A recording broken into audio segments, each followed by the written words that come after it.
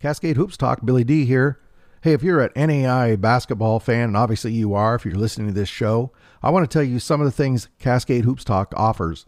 Obviously, you can get the podcast anywhere podcasts are available, Cascade Hoops Talk. Go to Twitter at Cascade Hoop Talk. Also, go to Facebook at Cascade Hoops Talk. You can also get all the interviews on YouTube at Cascade Hoops Talk. And the YouTube platform, please subscribe. Having that platform and the shows over there gives us some more flexibility down the road if there's other things we'd like to do. Also, and this is very important, go to CascadeHoopsTalk.com, CascadeHoopsTalk.com, and once the season starts, every morning you can open that up and you can get all the game stories and NAIA basketball news from the night before. It's tabbed by conference and top 25. So if you're just interested in, say, your conference and the top 25, click those tabs, see who won, what the stories were, and that's available to you every day. Also, there's a place on the web page where you can sign up for the newsletter, and you don't have to sign in. It comes directly to your email. So here at Cascade Hoops Talk, we're here to be your NAIA men's basketball news source. And please go to our Twitter and let me know if there's anything else you would like to see, or something different, or something you'd like to see improved. I love hearing from you. Thanks. I hope you enjoy today's show. Cascade Hoops Talk, Billy D. Join us on Twitter. Join us on Facebook. Join us on YouTube at Cascade Hoops Talk.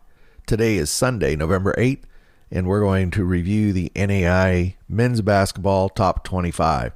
Number 25, Antelope Valley, they play in the CalPAC. They've yet to play this season.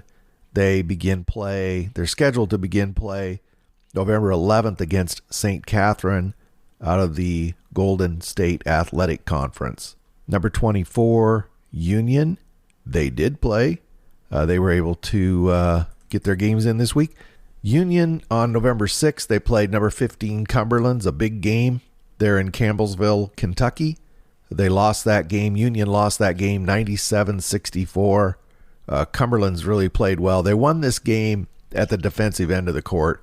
They held Union Bulldogs to 36% shooting, 30% from three, while Cumberland's was able to shoot, almost 59% from the field, 57% from three.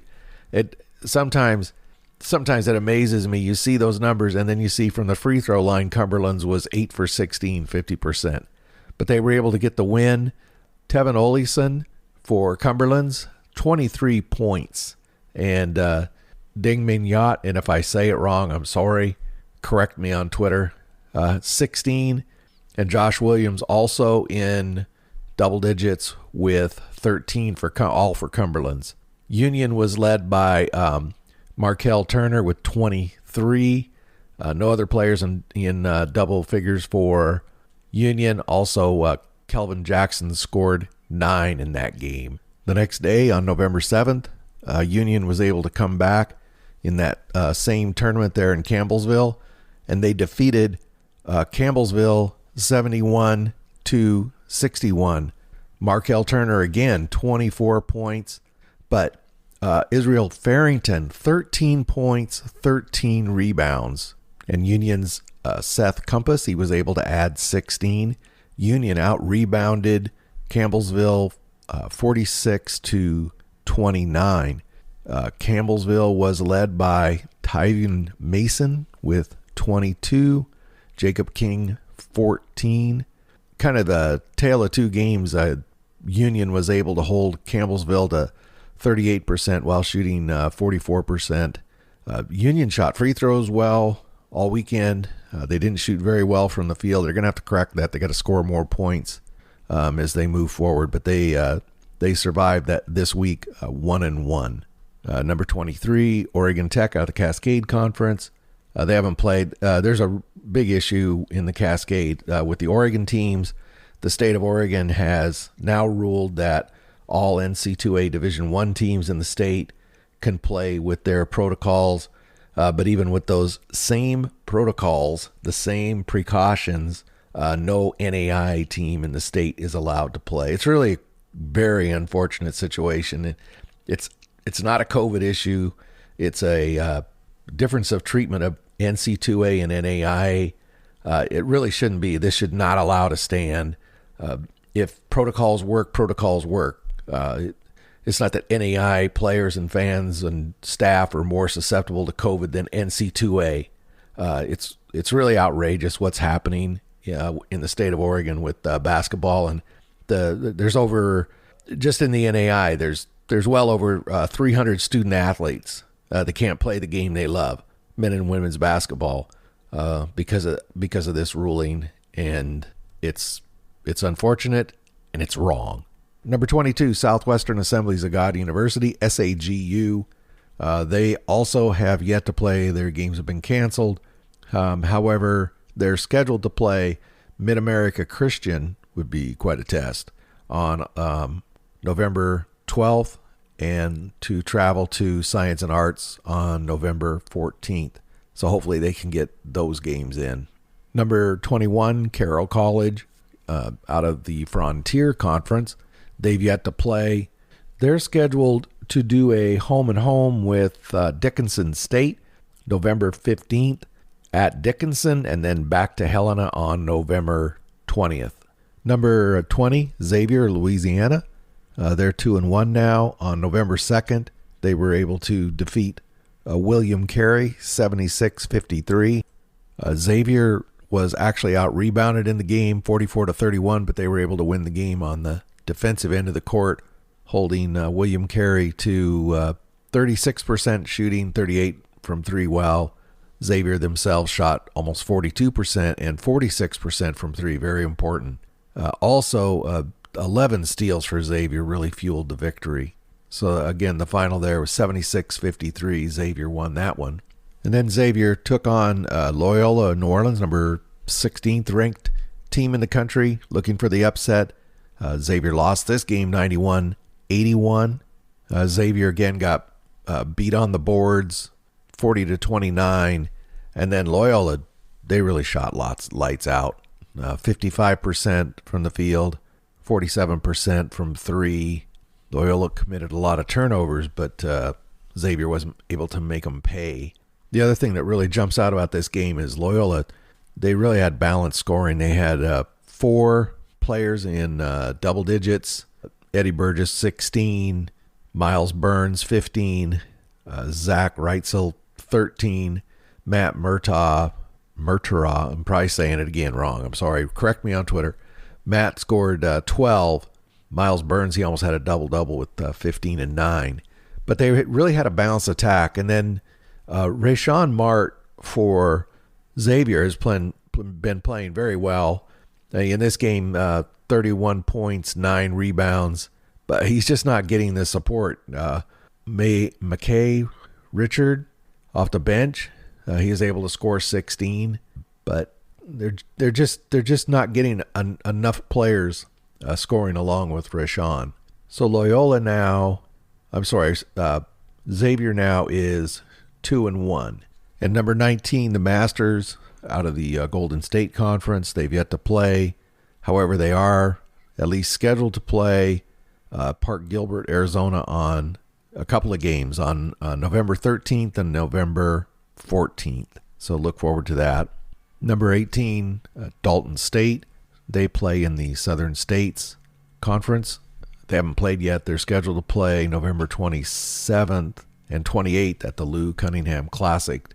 Take on Lindsey Wilson and Campbellsville, November 27th to 28th. Number 17, Olivet Nazarene. They're out of the Chicago Conference. They haven't played since their game with Indiana Wesleyan. Right now, they're scheduled to get back into action November 11th. However, the Chicago Conference, been quite a few games canceled for the COVID, so we'll have to, and I think I just gave you a wrong date. They're scheduled to get back, November 11th, but that game's already canceled. The 13th's already canceled. In fact, they've already canceled, Olivet Nazarene has already canceled all games through November 30th when they're scheduled to play Taylor. Well, that's very unfortunate.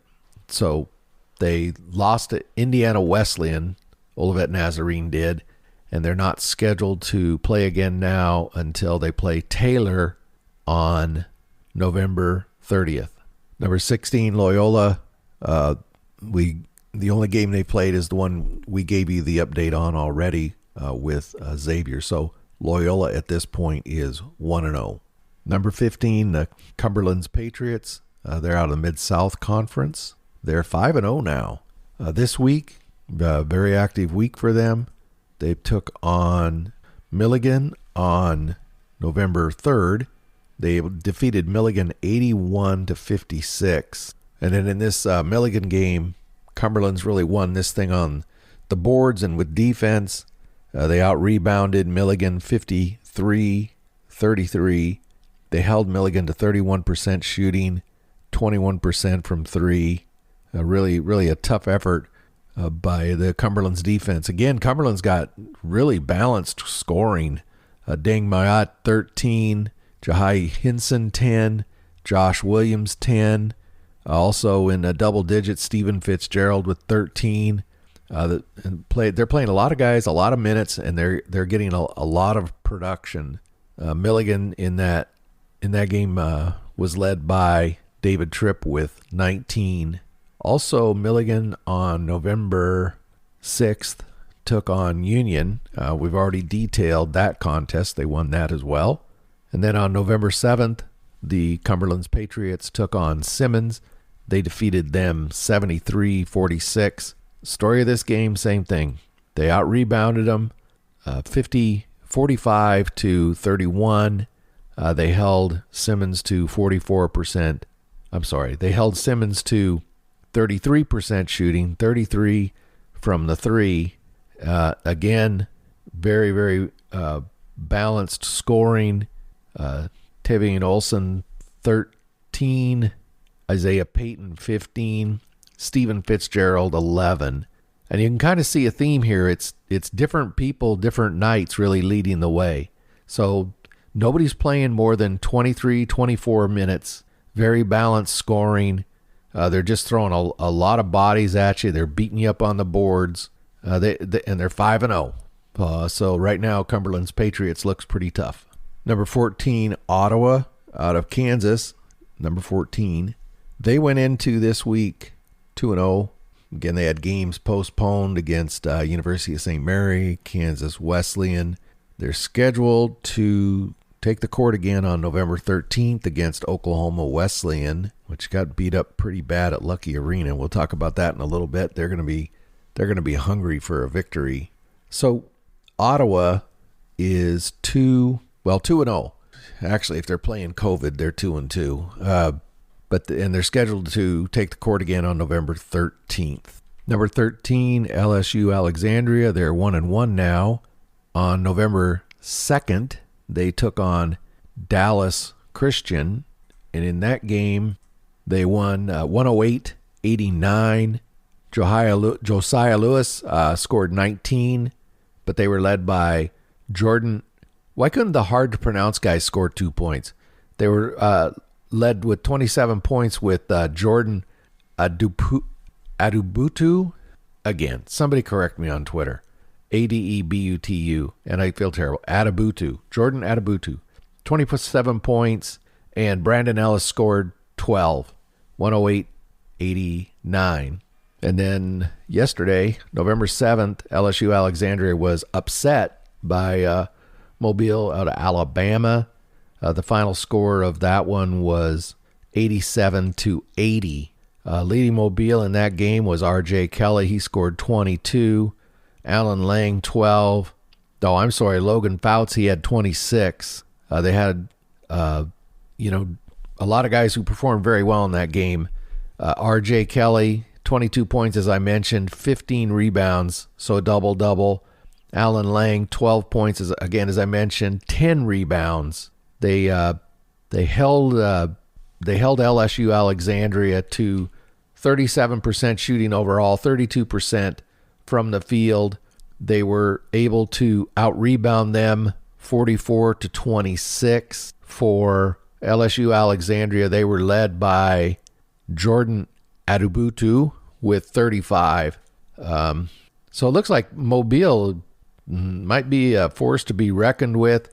It looks like they're really going with these big three, Kelly, Lang, and Fouts. They play a lot of minutes, and they really rebounded the heck out of the ball. Between R.J. Kelly and Alan Lang, they had 25 rebounds. So LSU Alexandria now is 1-1, and that was a pretty big upset for Mobile. Number 12, Marion. They haven't been in action since they played Lourdes. If you remember, they beat Lourdes 77-53. So Marion, they play out of the Crossroads. They're 1-0. They're scheduled to play November 11th against Thomas More College, and that's on the road. And then on November 13th, Marion will host East West University. Number 11, Providence. They're in Montana. They play in the Frontier Conference. They haven't played yet. Their schedule shows that they're going to begin January 4th against Montana Tech. That's what their schedule shows. So we'll have to keep an eye on that one. Hopefully they can play before then. Number 10, John Brown. Looking at their schedule, they don't have anything on their schedule until January 2nd. Again, kind of like Providence. After the first of the year, they're scheduled to play Champion Christian out of Arkansas, Ozark Christian on January 4th. So hopefully they can get going maybe a little earlier, but at least by the beginning of the year. So John Brown has yet to play. Number 9, Arizona Christian. They play out of the Golden State Athletic Conference. They're obviously Arizona Christian Firestorm are in Arizona. They have a bit more flexibility than the California schools. They're 3-0 now. They defeated Park University out of Gilbert, I guess is what it's called. They had 6 players in double digits. They were led by Deron Kelly with 17, but they also had Xander Bowers. He scored 14, and he fouled out. If you listen to my interview with Coach Rutter, he's a great guy. But I was teasing him a little bit. Xander is a great ball player. I've watched him play, but he seems to commit a lot of fouls. But he scored 14 before he fouled out. Angelo Johnson scored 13. Darius Godot, 13. Robbie Wilson, 12. Dominic Gonzalez, 10. They were even in the rebound section. Really kind of a shootout. Arizona Christian today scored, or it was yesterday. They shot about 55%. Park Gilbert shot 49%. So Arizona Christian Firestorm now are 3-0. Number 8, College of Idaho Yotes. They play in the Cascade Conference. They've yet to play. They're scheduled to begin action on November 27th against Montana Western. So it'll be a couple weeks till they get to play. Number 7, Morningside. They play in the GPAC. They're 2-0. They didn't play this week. However, they're really getting good production out of their big three. Zach Imig, 14 points, 6 rebounds. Trey Brown and Trey Powers, both they're averaging, in the first 2 games at least, double-doubles. They have a big test coming up on, see if I can get the schedule, November 11th. They travel to the Harold Newman Arena in Jamestown. Huge test for both teams. That's GPAC action kicks off. Jamestown has looked pretty good. Mason Walters is every bit of what he was last season. So that'll be an interesting test for both of those teams. So Morningside didn't play this week, and they're 2-0. Number 6, LSU Shreveport. They're 4-0 now.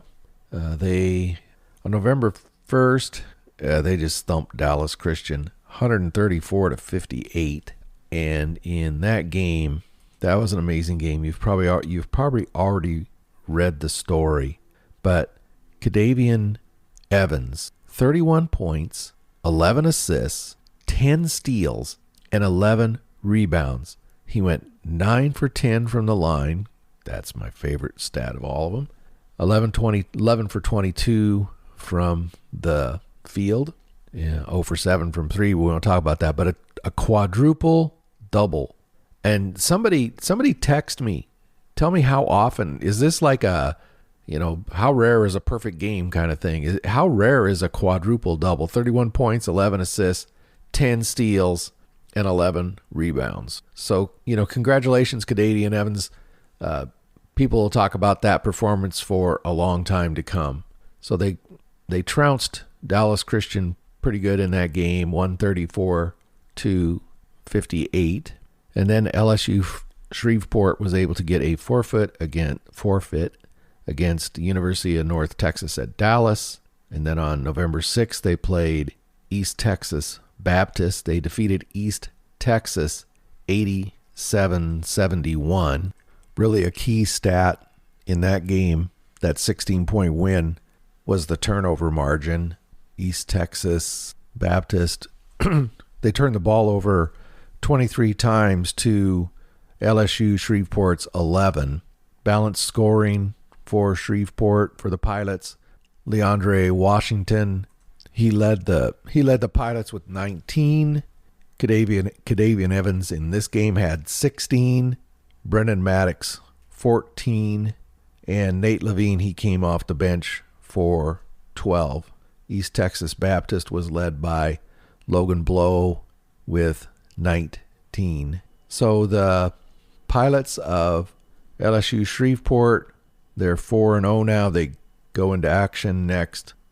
Tonight, actually, they play Champion Christian. And then on November 12th, they play Arlington Baptist.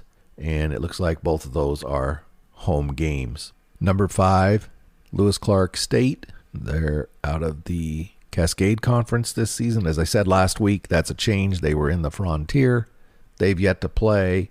They're scheduled to begin action at the Taco Bell Shootout in Caldwell, November 27th against Montana Tech, and November 28th against Montana Western, a couple of teams that Lewis Clark State is highly familiar with. William Penn out of Iowa, they're ranked 4th in the nation, play in the Heart of America Athletic Conference. They're 1-0 now. They defeated Missouri Baptist 86-52. First thing that jumps out at you about this game is a lot of rebounds. Missouri Baptist, they only shot 26%. William Penn, they were able to shoot almost 40%. William Penn won the rebounding battle 61-33. In the William Penn win, Kamari Newman led William Penn with 18 points. Ahmad Pender, 12. Nathan Gehring, 10. And Kavian Blaylock, 11. For Missouri Baptist, John Yeager had 13. So William Penn is 1-0. They're in action this afternoon, actually, against Harris Stowe. This will be a very, very big game. We'll give you an update on that on Twitter. And then on November 14th, so next Saturday, they play Benedictine, and that will begin conference play for William Penn. At number 3, Indiana Wesleyan. They are 6-0 now. Over the past week, been pretty active. On November 3rd, they played Madonna. They won that game 107-64. And in that game, Indiana Wesleyan was able to out-rebound Madonna 46-29. Big difference there. Indiana Wesleyan's defense also, they held Madonna to under 42% shooting, 26% from the field, while Indiana Wesleyan shot 58% and 40% from 3. As always, Kyle Mangus was amazing. 22 points, 4 rebounds, 6 assists. Seth Maxwell, 19 points, 8 rebounds. Dylan Anderson, 15 points. I want to point out Tayson Parker, freshman from Kokomo. True freshman, 16 points in this one, 4 rebounds. Tayson Parker, and you'll see as we continue to go through Indiana Wesleyan, is playing very good basketball.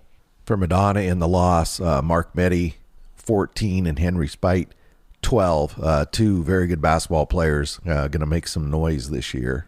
But again, Indiana Wesleyan wins this one 107-64.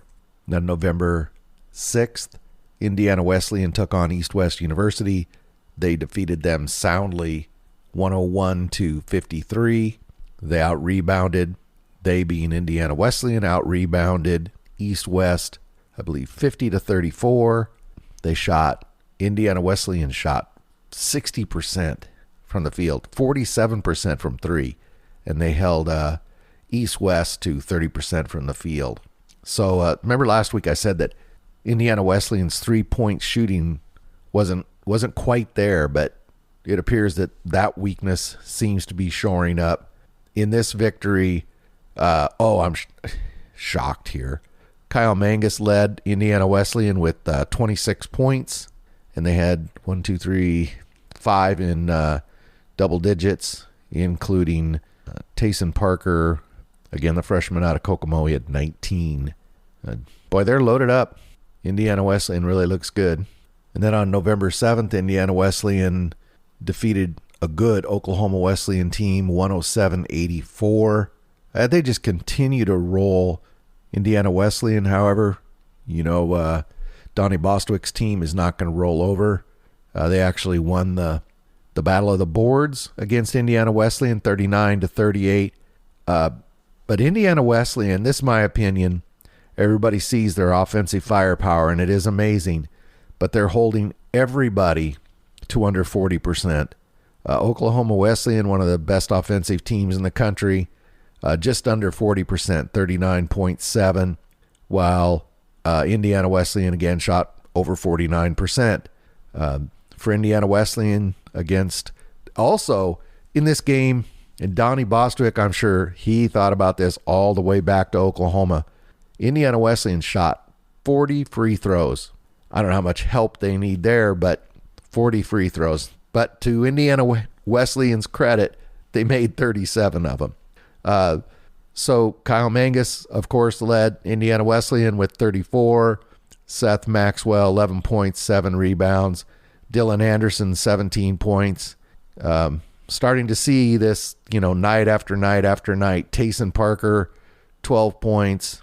Tim Adedukazi, 13. And in this game from the three, Indiana Wesleyan shot 44%. So that quote-unquote weak three-point shooting we talked about last week seems to be mending itself. For Oklahoma Wesleyan, Brooks Haddock, really good basketball player. He had 18 in the game, and Talon Miller with 13. So Indiana Wesleyan, 6-0. Number 2, Mid-America Christian. They remain at 1-0. They haven't played since October 31st. They've had some cancellations. Looks like COVID's winning every league this year. COVID's 3-1 against Mid-America Christian. Wayland Baptist, they were canceled on November 5th. Oklahoma Panhandle, they were canceled on November 7th. So Mid-America Christian is scheduled on November 10th to play Randall in Oklahoma City, and SAGU on November 12th. Georgetown is not scheduled to play again until November 19th against University of Pikeville in Pikeville, Kentucky. And then on November 21st, mark your calendars, University of the Cumberlands on November 21st. So that's a NAIA men's basketball top 25 for the week ending Sunday, November 8th. We want to mention a couple other programs that you might watch. So a lot of buzz around Huntington out of Indiana. They play in the Crossroads. I think everybody knows Corey Alford is the head coach there now. Check out our interview with Corey. They're 4-0, and they're playing good basketball. They're playing tough Indiana basketball. I think they're going to be a force to be reckoned with in the Crossroads. Also, Jamestown, 3-0. And they actually look pretty good. They have a good mixture of youth and experience. And Mason Walters has really bulked up. It looks like he's grown and hit the weight room. I think last year he got fatigued a little bit because he plays a ton of minutes. He averages a double-double. But he looks very, very good this year. Dort out of Iowa, they're always tough. They're 3-0. McPherson is undefeated. They're 3-0. You know, if I didn't mention your team, please don't be offended. You don't know how many teams there are and how many players there are in the NAI. And I honestly do everything I can to try to bring you the best information as I see it. And if I don't bring up your team or your player, it's not a slight. It's just there are so many. I think everybody understands that. So thank you very much. Again, this is the Top 25 show for November 8th. It gets really frustrating, I'm sure, for everybody, and including me, going through these schedules and seeing, can't play. I'm kind of sick of it. I love basketball. I love NAI basketball. And man, oh man, it's, I don't know about for all of you, but for me, it's extremely frustrating. So for now, this is Billy D, Cascade Hoops Talk. Be safe, be careful, and please don't hate each other.